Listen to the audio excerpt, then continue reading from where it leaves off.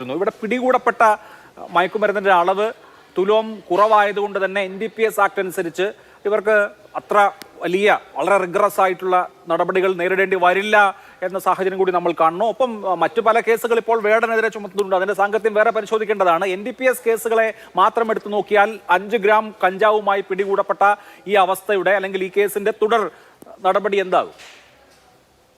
നമ്മളതിനകത്ത് കേസിന്റെ 5 ഗ്രാം എന്നുള്ളതല്ല നമ്മളതിനകത്ത് ഇപ്പോഴത്തെ കേസിനകത്ത് പ്രസക്തിയാവുന്നത്.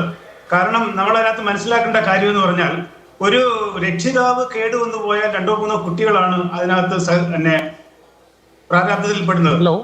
ഒരു അധ്യാപകനാണെങ്കിൽ ചിലപ്പോൾ 1000 കുട്ടികൾ ഇരകളാക്കപ്പെടാം. ഇത്തരത്തിലുള്ള ആളുകൾ എന്ന് പറഞ്ഞാൽ ലക്ഷക്കണക്കിന് ഫാൻ ബേസ് ഉള്ളവരാണ്. ലക്ഷക്കണക്കിന് ഫാൻ ബേസ് ഉള്ള ഇവർ കേടുവന്നാൽ ലക്ഷക്കണക്കിന് ചെറുപ്പക്കാരാണ് കേടുവരുന്നത്. അപ്പോൾ 1 ഗ്രാമോ 5 ഗ്രാമോ എന്നുള്ളതല്ല പ്രശ്നം. അവരെ നമ്മൾ ഇതിനകത്തേക്ക് ഉൾപ്പെടുത്തി എന്നുള്ളത് വളരെ പ്രധാനപ്പെട്ട കാര്യമാണ്. പിന്നെ NDPS ആക്ട് വളരെ കർശനമായ ശിക്ഷ കൊടുക്കുന്ന ഒരു നിയമമാണ്. പക്ഷേ ഈ 5 ഗ്രാം 10 ഗ്രാം ഒക്കെ ഉപയോഗിക്കുന്ന ആളുകളെ യൂസേഴ്സ് എന്നാണ്, കൺസ്യൂമേഴ്സ് എന്നാണ് അതിനകത്ത് പറഞ്ഞിരിക്കുന്നത്. അതാണ് ഏറ്റവും വലിയ പ്രശ്നം. കേരളം ഉൾപ്പെടെയുള്ള സ്റ്റേറ്റുകൾ പലതവണ കേന്ദ്ര ഗവൺമെന്റിലേക്ക് നമ്മൾ എഴുതിയിട്ടുള്ളതാണ്.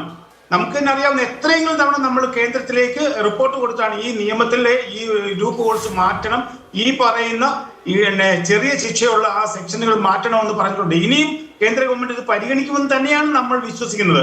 പക്ഷെ അപ്പൊ അതിനകത്ത് ശിക്ഷയുടെ പ്രശ്നമോ അല്ലെങ്കിൽ ജാമ്യം കൊടുത്തു എന്നുള്ളതോ അല്ല, ഇത്തരത്തിലുള്ളവർ പോലും പിടിയിലാകുന്നു എന്ന് ചെറുപ്പക്കാർ ധരിക്കുമ്പോഴത്തേക്ക് അതിനെതിരായിട്ടൊരു മനോഭാവം അവരിൽ ഉണ്ടാവണം. പിന്നെ ഏറ്റവും വലിയ വേറൊരു പ്രശ്നം എന്ന് പറയുന്നത്, ഏറ്റവും വലിയ ഞാൻ ഇതിനകത്ത് ശുഭമായി കാണുന്ന ഒരു കാര്യം എന്ന് പറഞ്ഞാൽ, ഇത്തരത്തിലുള്ളവരെ കുറിച്ച് വിവരം നൽകുന്ന അവരുടെ കൂടെയുള്ളവർ തന്നെയായിരിക്കും. അപ്പൊ അതിനവർ തയ്യാറാകുന്നു എന്നുള്ളത് വളരെ വ്യക്തമായ സൂചനയാണ്. അത് സിനിമയിൽ തന്നെയും കഴിഞ്ഞ ദിവസം സംവിധായകരെ പിടികൂടിയപ്പോൾ കൃത്യമായും സിനിമയ്ക്കുള്ളിൽ നിന്നാണ് നമുക്ക് വിവരം കിട്ടിയത്.